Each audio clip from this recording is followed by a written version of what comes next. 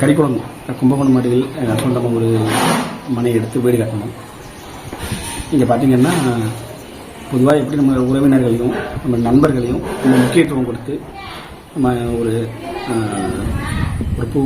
புதுமனை புகுவிழான்னு ஒரு செயல்படும் போது நம்ம பத்திரிகை மூலியமாக நம்ம போட்டு அவங்களை அழைப்பு கொடுத்து அவங்க மரியாதை பண்ணுறோம்.